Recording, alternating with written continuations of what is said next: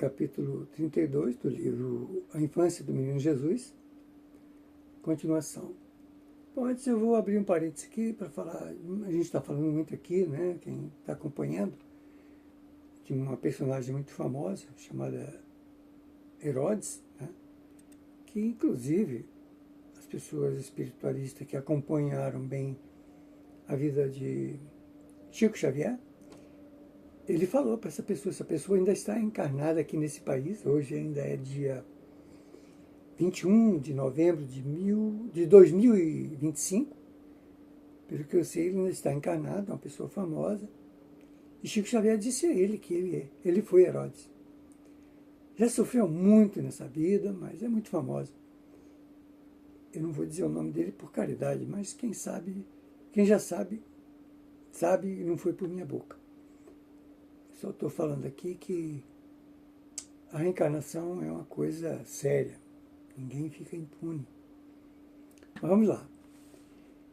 Cirênio, que ouvira o relato e o julgamento pronunciado por José e o meninozinho, horrorizou-se, exclamando: poderes eternos do ser supremo do infinito, não haveria raios para atirá-los nesse monstruoso vassalo de Roma. Augusto César, meu bom irmão, que fúria te cegou na hora em que enfeudaste com Palestina e Judéia, esse monstro, essa escória do mais baixo tártaro do verdadeiro inferno. Marones, por que não me falaste disso no dia em que ainda não havia feito o inquérito a Herodes em Tiro? Sumariamente teria mandado decepar aquela cabeça, colocando um vassalo mais digno em lugar desse monstro da Grécia. Que fazer?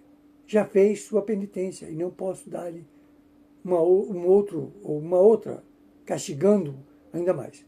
Mas espera, velho tirano, hiena de todas as hienas, serás feita uma caça a ti, como todas as fúrias nunca sonharam.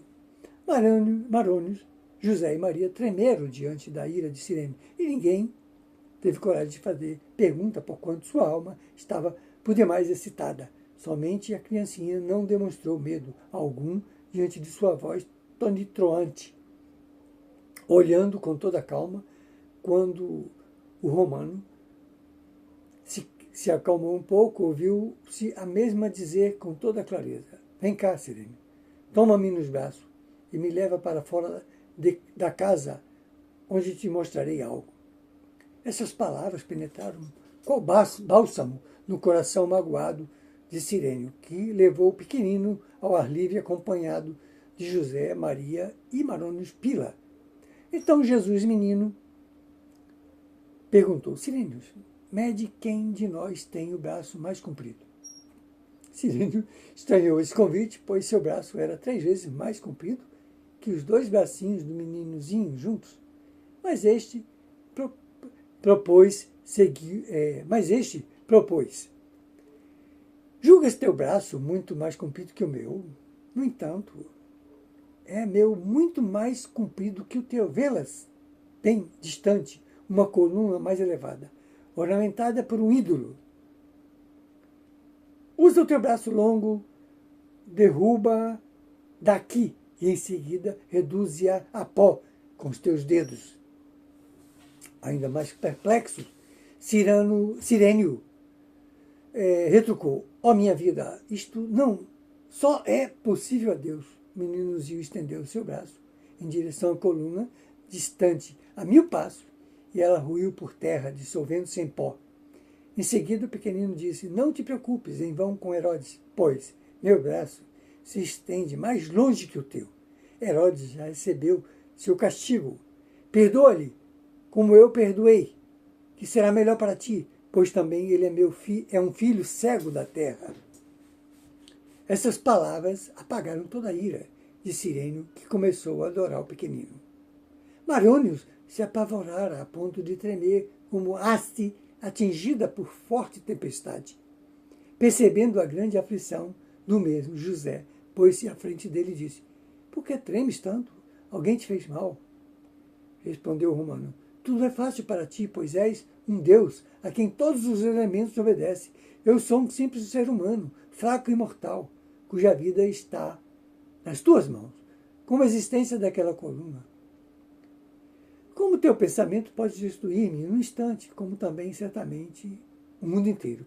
Não posso deixar de tremer diante de ti, sem dúvida, o mais poderoso Criador de todos os nossos deuses, se é que realmente existem.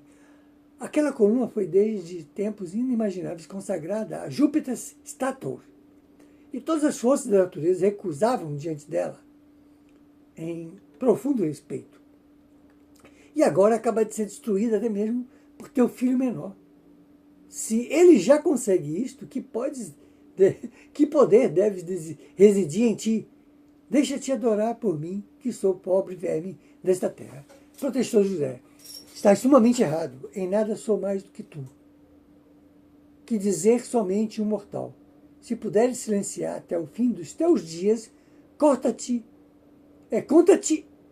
contar-te-ei algo. Não guardando o segredo, ser-te-á feito o mesmo que aquela coluna. Ouve-me, se queres e tens coragem para tanto. De joelho, Maroni pediu a José não contar-lhe coisa alguma, pois facilmente poderia escapar-lhe alguma palavra a respeito, e então estaria perdido. José redarguiu. Não te preocupes por isso. Por isso, o Senhor do céu e terra jamais castigaria alguém por um acaso. Por isso podes ouvir-me sem medo algum, pois o assunto não te destruirá, mas te sustentará eternamente. Nessa altura aproximou-se Cirene com o meninozinho nos braços e disse: bom amigo, deixe o Maroni como está. Prepará-lo-ei pessoalmente em minha casa, e amanhã poderás dar-lhe orientação maior. À noite, Cirene dirigiu-se para José, dizendo: sinto muito não poder passar a noite aqui, pois o dia de amanhã será dedicado a negócios do Estado. Mas pelas 3 horas da tarde voltarei com Marônios e poderás dar-lhe explicação mais profunda após o meu preparo junto dele.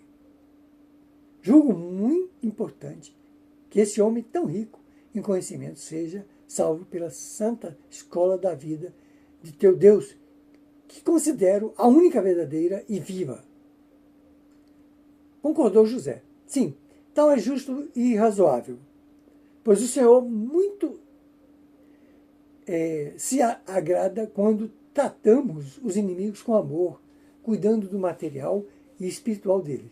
Se considerarmos todo pecador qual irmão errado, Deus também nos considerará seus filhos errantes. Em caso contrário, seremos apenas criaturas malévolas, sempre submetidas ao julgamento dele. Aniquiladas, quais efêmeras.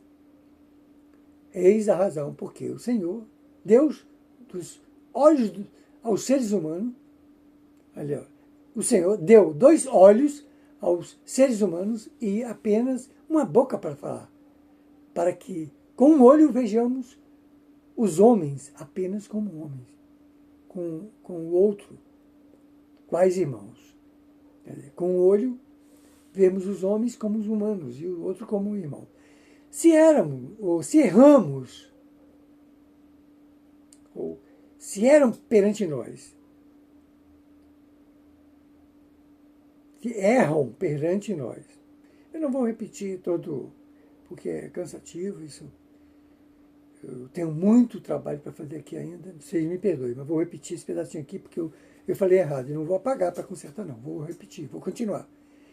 Se erram perante nós, devemos abrir nossos olhos de irmão e fechar o da crítica. Se os irmãos cometem erros, devemos fechar o olho de irmão e dirigir a nós mesmos o olho da crítica, considerando que também somos criaturas falhas, a semelhança de nossos irmãos que erraram. Eu vou ficar por aqui.